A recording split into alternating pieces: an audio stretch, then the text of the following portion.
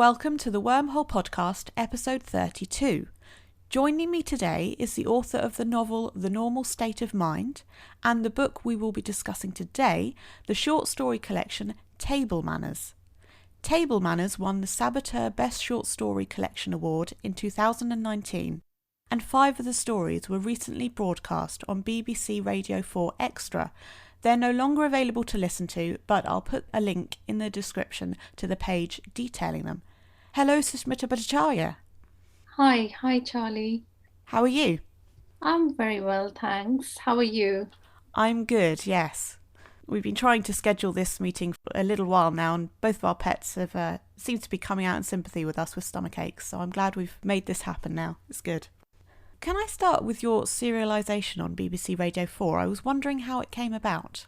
So what happens is when the collection was published, we sent a copy to one of the producers, and I've worked with him on other projects before. So I have a working relationship with Sweet Talk Productions and the producer, Jeremy Osborne, and we've done work together before. And I sent the book to him, and it wasn't immediately taken up, and it took about a year, I think, for everything to fall into place. The thing is that they have to then pitch it to the BBC, and if they agree, then we start work on it. So it didn't go through, I think, for Radio 4, but Radio 4 Extra accepted it, and then they put everything together, and it took a while before we actually got everything together for Radio 4 Extra.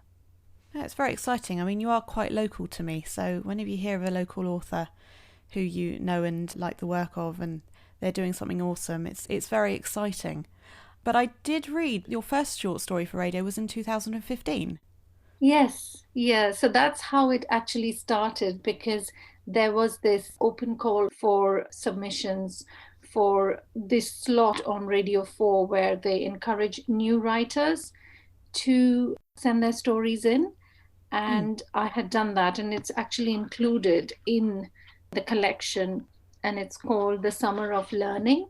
So that went through, and that's how I actually started on this journey of writing for radio. And I've since been commissioned to write a short story and a creative nonfiction piece as well, which I was very lucky to go to the studio and record it myself, which was another very exciting experience, I should say, for me.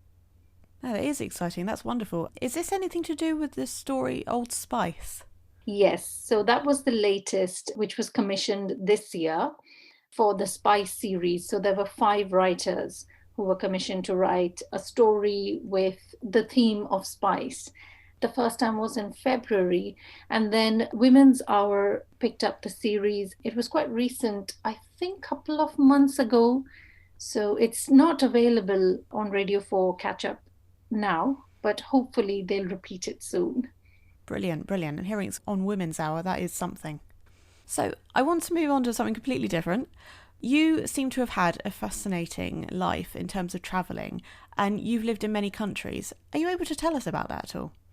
Yeah, I mean, for me, when I was young and I grew up in Mumbai, India, our family, we didn't travel much. I think every year we just visited my grandmother who lived across the other side of the country, and that was what we did every year. But what started off my love for travel was my grandfather had an amazing book collection, and he had, I think, the entire Life magazine series on travel. That was my kind of weekend afternoons. I just sit and read those books and imagine that I would visit these countries one day, but I never really thought I would.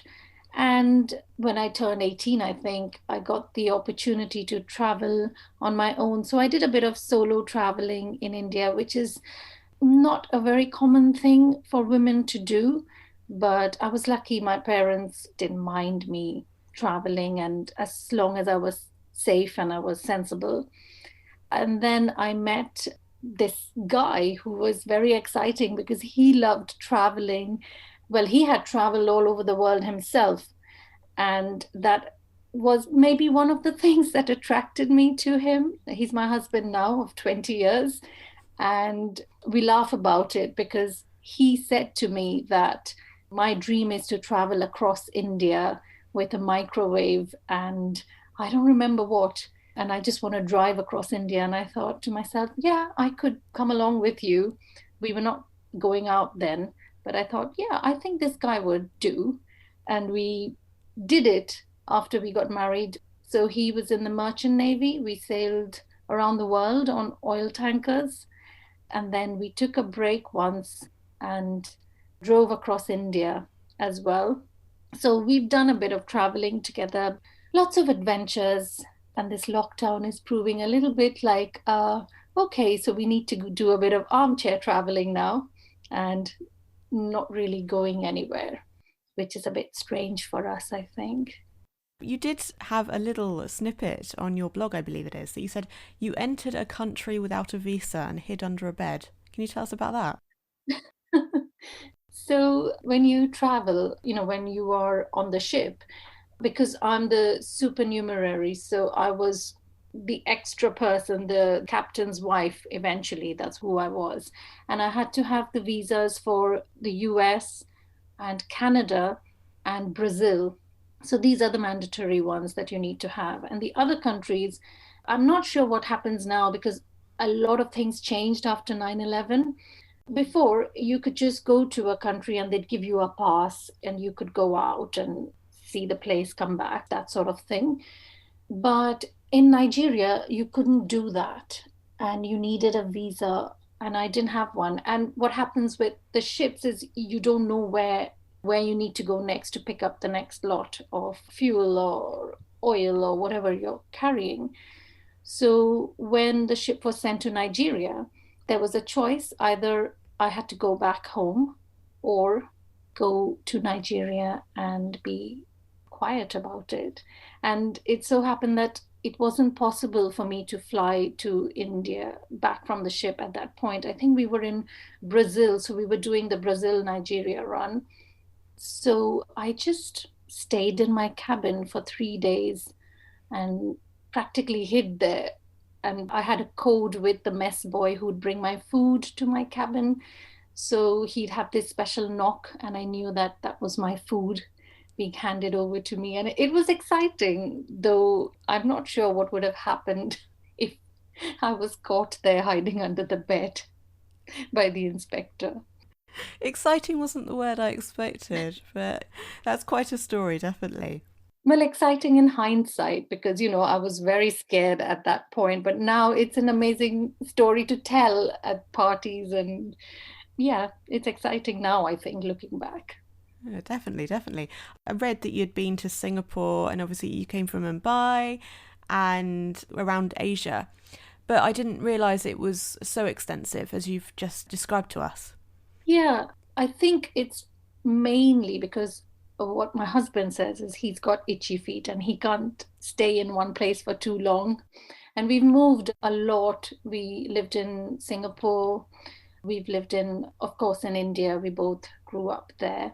But in the UK as well, we've moved quite a few times now. And I keep telling him, this is it now. I want to just settle down here in Winchester, but I think he has other plans. Well, you can't move now. You're one of us. You're Winchester, you're not Southampton, but you're one of us here. You're part of our arts community, so... Yes, I am. I am. And I don't want to go anywhere.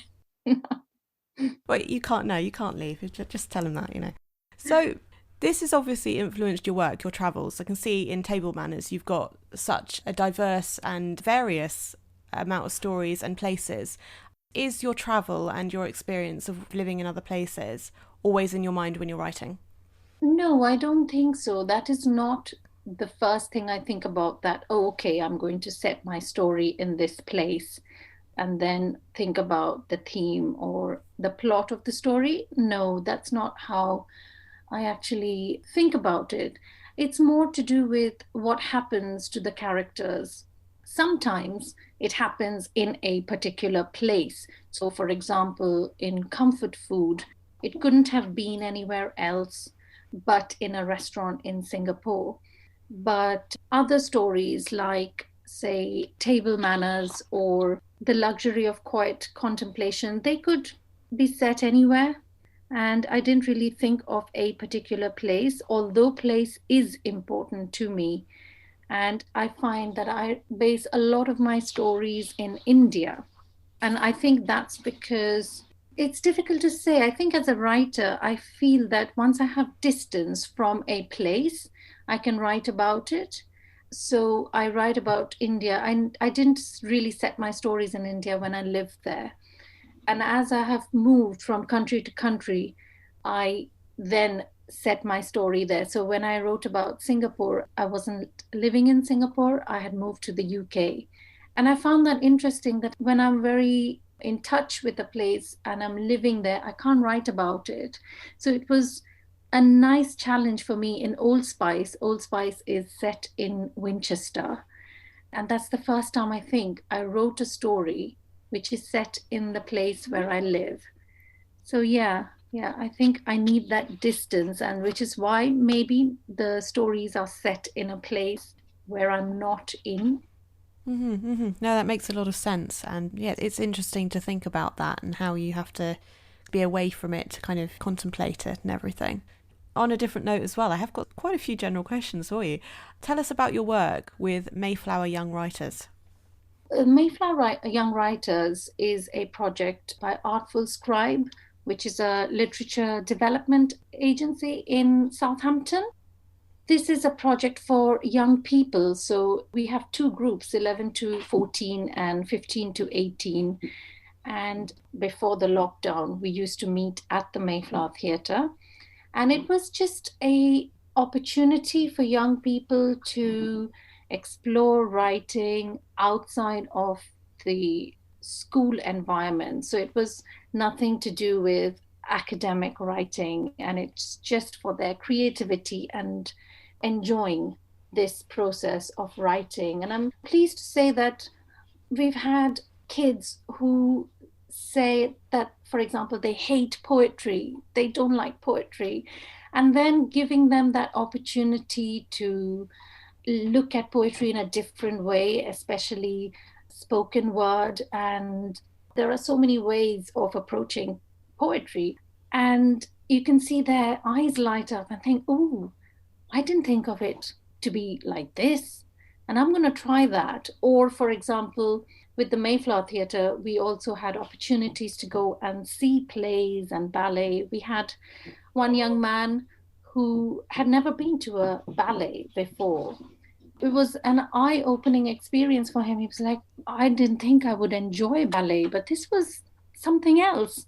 So I think that is what Mayflower Young Writers is about, giving young people the opportunity to try out different genres, different experiences of writing, getting commissioned. So they've been commissioned to write stuff for Sea City Museum, for the Titanic exhibition, for the Tudor House guided tour. So even as young as 11 years old, they have to approach it professionally and write stuff. And we've also been successful in creating a piece for the BBC, so radio. So watch that space. That's brilliant. It's great that you're able to get these kids, kind of thinking about writing in a different way. So we better move on to your book, because I'm aware we have been talking about more general questions.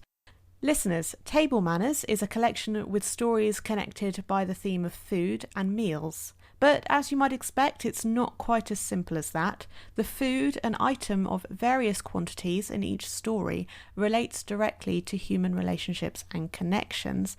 Susmita, you have a reading for us from Good Golly Miss Molly. Yes, I do. And I'm just going to read you the opening bit of Good Golly Miss Molly. Rise and shine, rise and shine, rise and shine. Molly woke with a start. Her brain somersaulted from the depths of sleep to make sense of what she had heard. The sun's rays slanted in through the window, dust motes swirling patterns in the light. Outside, the crows bickered in the mango tree. The neighbor's son revved his motorbike as the girls from St. Agnes College giggled past. It was all part of an afternoon routine. except that voice. Her dead husband was talking to her. She clutched her sari to her breast, squinting in the brightness. The incessant whir of the fan disorientated her. His glasses were on the dresser as usual, and his watch.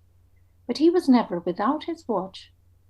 And then, again, "Good morning, Miss Molly. Rise and shine, rise and shine, rise and shine." Molly turned and looked at Poppet, eyeing her cheekily from his cage. Poppet usually did clever imitations of her, and often when the cleaning woman was mopping the floors. "Sweep below the cupboards, no shortcuts," making the poor woman jump. But he had never done an imitation of Satish before. He was gone a month now. So sudden. He had collapsed in the garden. Plump mangoes had rolled off his hands into the ditch where the squirrels and crows feasted on them. She felt such anger that he never got to taste that first mango of the season. She did not bother harvesting them. She let the birds and neighborhood urchins gorge on them. Even Poppet did not get his share.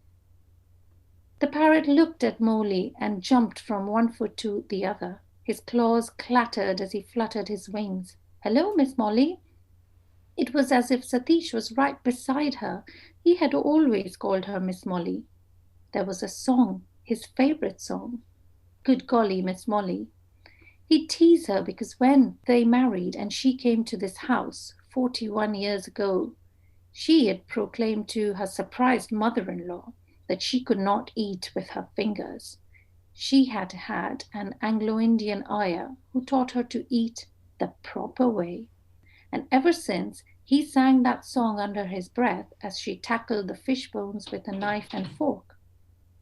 But soon she adjusted to the family ways. Eating with her fingers became natural to her, just as wearing vermilion on her forehead and praying for her husband's long life by fasting on Tuesdays. She was now the ideal good wife, but her nickname stuck. She would always be Miss Molly to him. So I know before we started recording, you were asking about whether to read this one or not because you said you read it quite a lot. And I know I said that it's good because I didn't have a question about this story. So I do have a question now. Why is this one the one that you read the most? I think this is one of my favorite stories. There are two aspects for it. It reminds me of my dad because Good Golly Miss Molly was his favorite song, and he would sing it all the time, much to our annoyance. Imagine just getting up for breakfast. And my dad had a song for every day. He'd choose one song, whether it was an English song, a Hindi song, and he'd just sing the first line again and again and irritate us. And then when he passed away, that was one of the things we all really missed, that there was no one singing in the mornings. And I think I sort of picked it up, and I do that now, much to the annoyance of my kids. But it's a way of connecting with him, although it's more, subconsciously done. I don't really think, okay, I'm going to sing like my dad now, but it just happens, which is why I really loved this story, though the story is not about my dad or my mom. It's entirely, made up. But there were these little things, which is why I love it so much. Well, I'm sorry to hear about your father, but at the same time, that is a lovely story. I've been grinning through that because it's quite good, yeah. So, table manners as a whole, why did you choose to use food the way that you do? Sometimes that as an obvious support to the story, everything revolves around it, and sometimes it's more vague. Yeah, it was quite unconsciously done. So the stories in this collection were not written in a short space of time with the idea of having a collection. So food was not really the theme of the stories, although it looks like that. So my first story in this collection, actually, I wrote it in 2005. And the most recent one is, I think, 2018, the year it was published. But I think for me, food is really an important theme, and I keep coming back to it a lot. and I do it unconsciously. So it's not something I think, oh, I'm going to have food in my story, but it just keeps coming back to that. And in fact, I'm writing a novel now, and I just find myself writing all the chapters with food in it. And I think, okay, I really need to stop and focus on the other things that happen to these characters rather than them just eating all the time. Maybe it's something that I'm obsessed with. I don't know. And so I think that really comes out in the stories. And when my publisher and me, we were going through the stories to be included in the collection, she sort of, as somebody with fresh eyes looking at the stories, she picked it up and she's like, you've got food in most of these stories.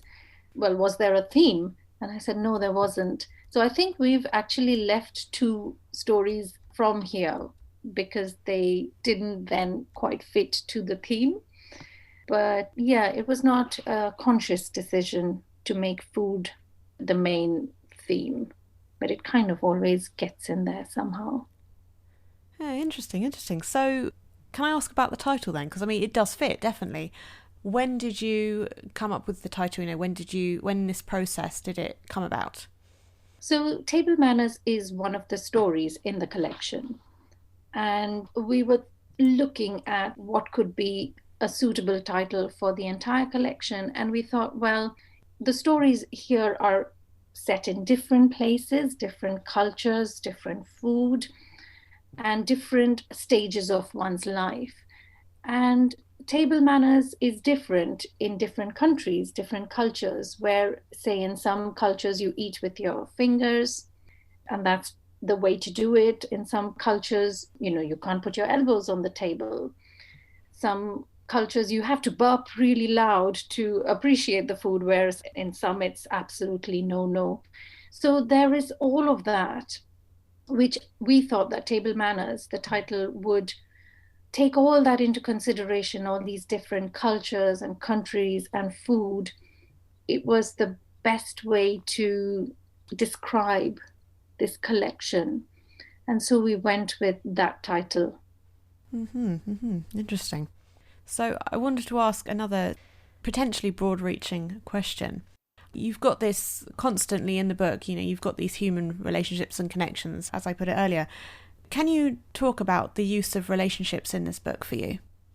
Yeah, so for me, writing a story is about relationships. So it could be relationship between two people, not necessarily a romantic relationship, because I've looked at between parents, grandparents, friends, relationship with food, relationship with a place.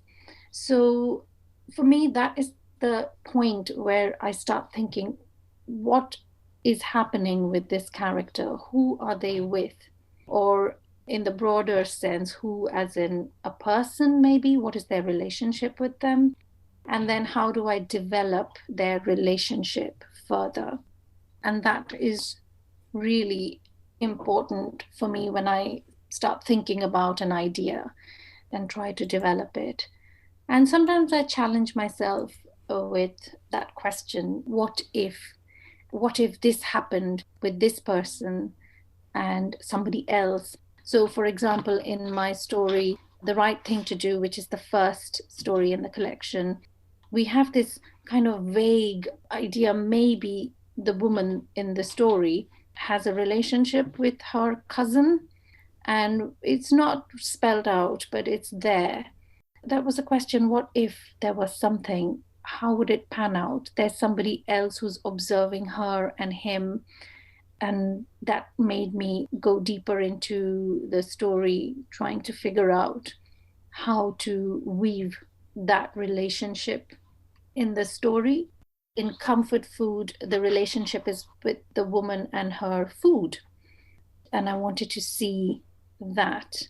So, yeah, in each of them, there's got to be some sort of relationship that I wanted people to relate to in some way or connect with and make them feel closer to the characters in the story. You have the story Letters Home about a character who's moved to Britain, and it's epistolary. And Mm-hmm. it's his life in Britain as he's getting to know the culture, as he's working out life and everything and the differences. He's learning English. And then you start to see that there's 9/11 in here and 7/7. You've also obviously got another story about the social effects of Brexit. And you've got another one where there's a white Westerner who wants to see the real India and things like this. Is culture and difference and the present day, I suppose, far-reaching question, I know, are these all important subjects to you? Yes, yes, they are. And as much as I think about the more intimate details of characters and exploring relationships, like I mentioned before, I also wanted to look at the wider world and see how bigger things happening in society, how they would affect an ordinary person. With Letters Home, it was much more personal, that story, because I put a lot of my experiences in that story. So I used to teach ESOL, so English to speakers of other languages, and I taught English to lots of refugees and asylum seekers and immigrants. So I taught in a school similar to the one I've written about for about 4 years. And just knowing people, where they come from, their aspirations, and what they want from moving to this country, and just talking to them made me think of this character who wanted a better life. And he came here, but then it wasn't really all that he thought it would be in this country. Hmm. And even with Brexit and that story, I must say that when I had written that story originally, it was 9/11 more than Brexit. But we thought once we put the collection together, we were in the midst of all that Brexit drama going on. And we thought maybe we can update the story a bit. And I rewrote it with Brexit in mind. And it was what was happening around me. I wanted to record that in some way. Hmm. I think with the other one that you were talking about, the white tourist who went to India to look at the, real India, that actually came from a documentary I watched on BBC, maybe. These twins, conjoined twins, who were used by their father to, show to tourists and get money for it.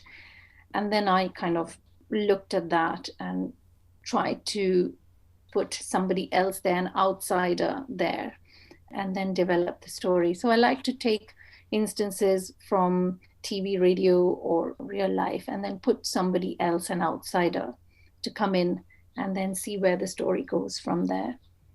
I liked how with that story you show her kind of at the end going, oh no, Hmm. maybe she shouldn't have done it. And I think that says a lot in itself.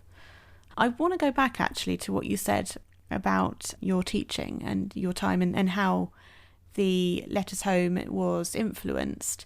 And you said about you were there at the time when things were happening. May I ask, if it's okay, what kind of things affected people when they were here in that kind of vein? Yeah, so I have written a few stories from those experiences. So, as you can see in Letters Home, there were those small cultural differences that are magnified. I think one of the main things was because they did not have the confidence to speak in English, there was this notion that they were not good enough, or they had to try much harder to achieve what they wanted. And one of the stories or incidents that really affected me, and I haven't written it, I have mentioned it, I think, in Growing Tomatoes. That is another example of my experience of teaching in that school. It's not a real story, a real life story that I'm just telling. It's fictional, but there are elements from reality that have influenced me. And one of the things that I learned in that school was, for example, there was this Polish woman, and she was in my class, and she would be very, very focused, and she wanted to answer all the questions. And even if someone else put their hand up, she was always kind of butting in and giving the answer. And it was a bit annoying. And we'd be like, you need to calm down and let others participate. And she was like, no, no, no, I've got to do this. And there was this sort of urgency in the way she wanted to speak the language and get on with life, so as to say. And there was this other woman, very quiet. She was from Pakistan. Her English was good. So I was wondering, why is she coming to class? And the dynamics in the class were strange with these two women. And one day, this quiet Pakistani woman just told the Polish lady to shut up, and she swore at her, and everybody was in shock. We couldn't hear a peep from her. And then suddenly, this sort of behavior. But what came out was that the Polish woman, she was in tears, and she told me, well, I'm actually a qualified nurse. And if I don't speak English and I don't do my retrain, I'm going to be making cake in a factory for the rest of my life, because that's what she did, mix batter in a factory for Tesco. And she was like, I don't want to do that. And the quicker I learn English, I can go back to what I'm qualified to do. And the Pakistani woman, the one who was always so quiet, her life story came out, and she was coming to class to escape the situation at home where she was very badly treated. And I guess all that built up and it just came out that day. And she was not really angry at the Polish woman, but what had happened to her maybe that day. And it was horrific what had happened. So actually talking and finding out that people have lives and what they show is not what it is. There's more, much more going on behind the scenes. And I wanted to bring that out, I think, in my stories, that there's a person with a life and things going on which are not seen because they don't want it to be seen, maybe, or we are too busy with our own lives to see what's going on. And I really wanted to touch upon that. I'm not sure if I answered your question there, but Yes, very much so, I think, actually, yes. I'm obviously here hoping that the women in particular have done well and have been able to get into nursing and escape or have a better life in the other case. Yeah. yeah, I hope so too. This was in Cardiff years ago, and I've moved on since then, so I don't know where they are, but I wish them well. I hope they managed to get what they wanted to achieve. Thank you for telling us. So, completely different note here. I know you talked about that it might be about food. What's next? So I'm writing a novel at the moment. It's in that stage where I haven't finished the first draft. I'm still writing away and yeah, exploring stuff. I can't really say much about it because, to be honest, I don't know how it ends. So I'm going with the flow and living each day with my characters and see where they go. You've got the excitement then of seeing where it's going to go. Yeah, but I can say that parts of it is set in Southampton and most of it, I think, is in India. So there's Southampton, Mumbai vibes going on there in that novel. Ah, fantastic. There's a few books set in Southampton, isn't there? But it's always special when there is another one that's got however much of Southampton is in there. It's lovely. It's great. So, listeners, links to purchase Table Manners are in the description along with my email address. If you have enjoyed this conversation, do subscribe to the podcast for future episodes. Susmita, it's been fantastic having you here. It's been wonderful to finally have this conversation.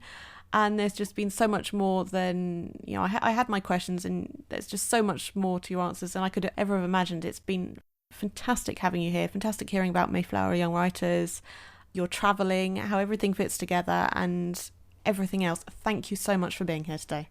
Thank you. And thanks, Charlie, for inviting me. It was a pleasure to talk to you. Join me on Monday, the 8th of March for the next interview. The Wormhole Podcast, episode 32, was recorded on the 11th of February and published on the 22nd of February, 2021. Music and production by Charlie Place.